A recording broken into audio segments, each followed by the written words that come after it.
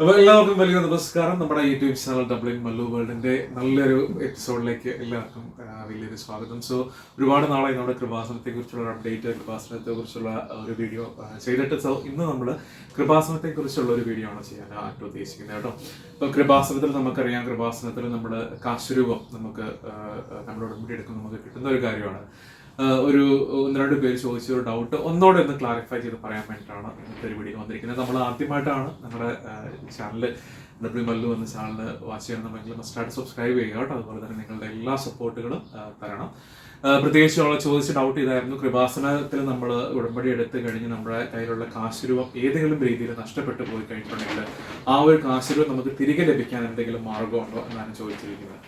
ആ ഒരു ചോദ്യത്തെ ഞാൻ ഇതിനു മുന്നേ ഒന്ന് രണ്ട് വീഡിയോകളിൽ റെഫർ ചെയ്ത് പറഞ്ഞിട്ടുണ്ട് അതിനു മുന്നേ. അപ്പം ഒന്നോടൊന്ന് പറയാൻ വേണ്ടി ആഗ്രഹിക്കുകയാണ്, നമ്മുടെ കൃപാസന കാശുരൂപം ഏറ്റവും സുരക്ഷിതമായിട്ട് നമ്മൾ സൂക്ഷിക്കേണ്ട കാര്യമാണ്. നമ്മൾ ഉടമ്പടിയിൽ കയറി കഴിഞ്ഞ് ഉടമ്പടിയിൽ ആയിരിക്കുന്ന സമയത്ത് നമ്മുടെ കൃപാസന കാശുരൂപം അത്രയും ഭക്തപരമായിട്ട് അല്ലെങ്കിൽ അത്രയും ഒരു ഇമ്പോർട്ടൻസോട് കൂടി സൂക്ഷിക്കേണ്ട കാര്യമാണ്. നമുക്ക് ഏതെങ്കിലും രീതിയിൽ നമ്മുടെ കൃപാസന കാശുരൂപം നഷ്ടപ്പെട്ടു പോയി കഴിഞ്ഞിട്ടുണ്ടെങ്കിൽ ആ കാശുരൂപം നമുക്ക് ഒരിക്കലും തിരികെ ലഭിക്കുന്നതല്ല. പ്രത്യേകം ഓർക്കാൻ, നമ്മുടെ ജോസഫ് അച്ഛൻ്റെ വീഡിയോയിൽ അത് വ്യക്തമായിട്ട് പറയുന്നുണ്ട്. നമ്മുടെ കൃപാസന കാശുരൂപം നഷ്ടപ്പെട്ടു പോയി കഴിഞ്ഞിട്ട് ഒരിക്കലും അത് തിരിച്ചു കിട്ടുന്നതല്ല. നിങ്ങൾക്ക് ഉടമ്പടിയിൽ നിന്ന് ഇറങ്ങി പുതിയൊരു ഉടമ്പടിയിലേക്ക് നമ്മൾ കയറേണ്ടതായിട്ടുണ്ട് അങ്ങനെ വരുന്ന സമയങ്ങളിൽ. അപ്പൊ പ്രത്യേകിച്ച് നമ്മൾ ഓർക്കുക, കാരണം നമ്മൾ 5ഉം 6ഉം ഉടമ്പടി കഴിഞ്ഞിട്ടാണ് നമ്മൾ പുതിയൊരു ഉടമ്പടിയിലാണ് കാശുരൂപം നഷ്ടപ്പെടണമെന്നുണ്ടെങ്കിൽ നമുക്ക് എല്ലാവർക്കും ഉള്ള ഒരു ഡൗട്ടാണ്, നമ്മുടെ ആ ഒരു സീനിയോറിറ്റി നഷ്ടപ്പെടുകയോ അല്ലെങ്കിൽ നമ്മൾ ആ ചെയ്തു വന്ന ഉടമ്പടികളുടെ സീനിയോറിറ്റി നഷ്ടപ്പെടുമോ എന്നുള്ളൊരു ഡൗട്ടുണ്ട്. ഒരിക്കലും അങ്ങനെ നമ്മുടെ സീനിയോറിറ്റി ഒരിക്കലും നഷ്ടപ്പെടത്തില്ല. കാരണം നമ്മുടെ മുന്നിലുള്ള ആ പേപ്പറുകളൊക്കെ നോക്കി അതിന്റെ കൂടയിലേക്ക് നമ്മുടെ ഈ ഒരു പേപ്പർ അറ്റാച്ച് ചെയ്ത് വെക്കുക ചെയ്യുന്നുള്ളൂ. അപ്പൊ അങ്ങനെ വരുന്ന സമയങ്ങളിൽ നമ്മുടെ ഉടമ്പടിയിൽ എടുത്തിരിക്കുന്ന ആ ഒരു സീനിയോറിറ്റി ലെവൽ, നമ്മൾ ഇത്രയും ഉടമ്പടി എടുത്ത് വന്ന ആ ഒരു ലെവൽ ഒരിക്കലും നിങ്ങൾക്ക് നഷ്ടപ്പെടത്തില്ല. ബട്ട് എങ്കിൽ കൂടിയും നിങ്ങൾ പുതിയ ഉടമ്പടിയിലേക്ക് കയറി കഴിഞ്ഞ് നിങ്ങൾ ഈ കാശുരൂപം കൈപ്പറ്റേണ്ടതാണ്. അപ്പം അതാണ് അതിനെക്കുറിച്ചുള്ള പ്രത്യേക ധാരണ. പ്രത്യേകം ഓർക്കാൻ, നമ്മുടെ ഏതെങ്കിലും രീതിയിൽ നമ്മുടെ ഉടമ്പടി കാശുരൂപത്തിന് കേടുവരികയോ അല്ലെങ്കിൽ നഷ്ടപ്പെടുകയോ ചെയ്തു കഴിഞ്ഞിട്ടുണ്ടെങ്കിൽ ആ കാശുരൂപം നിങ്ങൾക്ക് പിന്നെ ഒരു റിക്വസ്റ്റോട് കൂടി പറഞ്ഞു കഴിഞ്ഞിട്ടുണ്ടെങ്കിൽ നമുക്ക് തിരിച്ചു കിട്ടുന്നതല്ല. പുതിയ ഉടമ്പടിയിലേക്ക് കയറി കാശുരൂപം എടുക്കേണ്ടതാണ്. അപ്പം അതുകൊണ്ട് നമ്മളൊന്നും വിചാരിക്കേണ്ട കാര്യമില്ല. കാരണം വെച്ചിട്ടുണ്ടെങ്കിൽ നമ്മൾ ഉടമ്പടി കാശുരൂപം നഷ്ടപ്പെട്ടു എന്ന് പറഞ്ഞ് നമ്മൾ വിഷമിക്കേണ്ട കാര്യമില്ല. പ്രത്യേകിച്ച് ഓർക്കാൻ, നമ്മൾ പുതിയൊരു ഉടമ്പടി എടുത്ത് ആ പേപ്പറുകൾ സബ്മിറ്റ് ചെയ്ത്, നമ്മുടെ രസീതുണ്ടല്ലോ, ആ രസീതുകൾ സബ്മിറ്റ് ചെയ്ത് കഴിയുമ്പോൾ അവർ ആ കറക്റ്റ് ആയിട്ടുള്ള കാര്യങ്ങൾ ചെയ്തു തരുന്നതായിരിക്കും.